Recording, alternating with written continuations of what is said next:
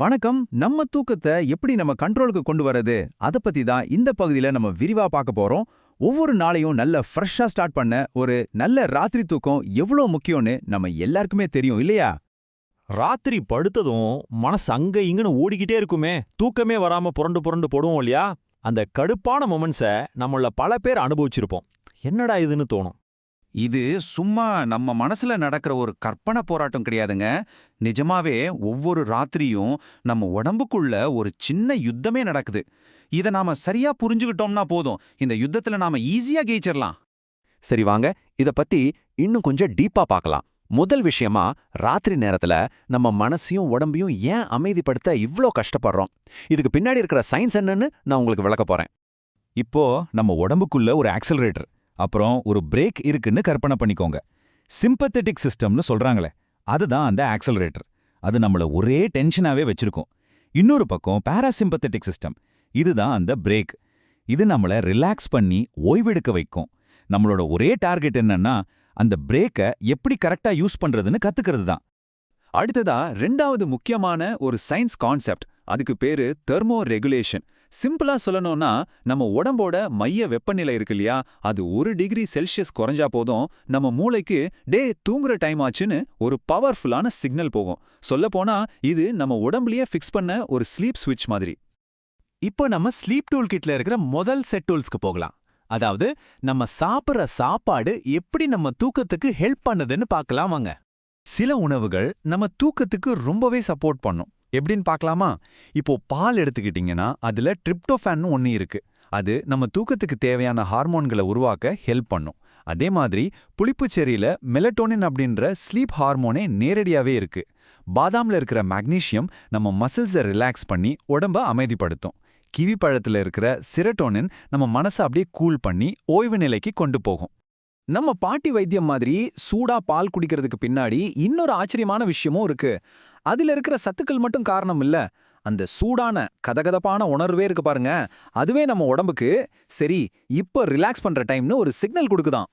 இங்கதான் ஒரு சுவாரஸ்யமான சயின்ஸ் மேஜிக்கே இருக்கு. அதாவது நாம சூடா ஏதாவது குடிக்கும்போது நம்ம ஸ்கின்னோட டெம்பரேச்சர் அதிகமாகும். இதனால நம்ம உடம்புக்குள்ள இருக்கிற சூடு வேகமா வெளியேறிடும். அப்போ என்னாகும், நம்ம உடம்போட மைய வெப்பநிலை குறைஞ்சு தூக்கம் தானா வரும். பாத்தீங்களா நம்ம உடம்பு எவ்வளவு புத்திசாலித்தனமா வேலை செய்யுதுன்னு? சரி, நம்ம லிஸ்ட்ல அடுத்த டூலுக்கு போலாம். இது வரைக்கும் நம்ம உடம்புக்குள்ள என்ன நடக்குதுன்னு பார்த்தோம். இப்போ நம்மள சுத்தி இருக்கிற சூழல், அதாவது நம்ம ரூம் எப்படி இருக்கணும்னு பார்க்க போறோம்.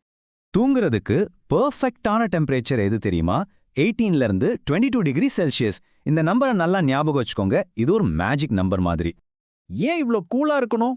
முக்கியமான காரணம் என்னன்னா, இந்த டெம்பரேச்சர் நாம முன்னாடி பேசணுமே அந்த தெர்மோ ரெகுலேஷன் ப்ராசஸ்க்கு நேரடியா ஹெல்ப் பண்ணும்.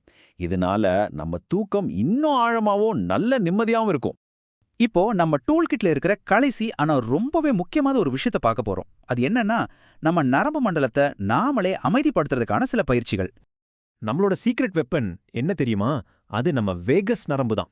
இந்த நரம்பை நாம தூண்டி விட்டா போதும், நம்ம உடம்போட ரெஸ்ட் அண்ட் டைஜஸ்ட் சிஸ்டம், அதாவது நம்ம பிரேக், உடனே ஆக்டிவேட் ஆயிடும். இதுதான் நேரடி வழி. வாங்க ஒரு சிம்பிளான டெக்னிக் ட்ரை பண்ணி பார்க்கலாம். இதுக்கு பேரு பிரமாரி பிரீத்திங். முதல்ல நல்ல சௌகரியமா உட்கார்ந்துக்கோங்க. அப்புறம் மூக்கு வழியா நல்ல ஆழமா மூச்சை உள்ள இழுங்க.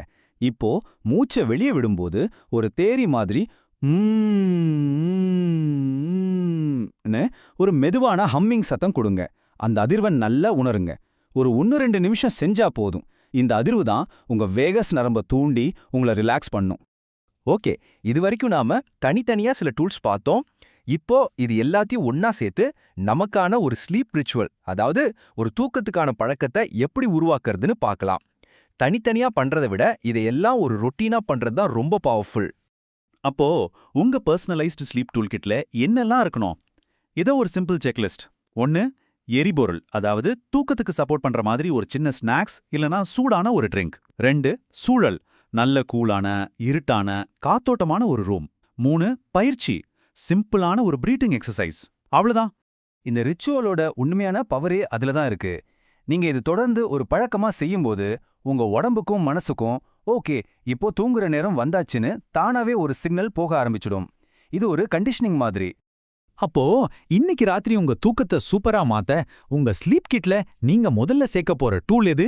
யோசிங்க, உடனே செயல்ல இறங்குங்க. உங்க தூக்கம் உங்க கையில தான் இருக்கு.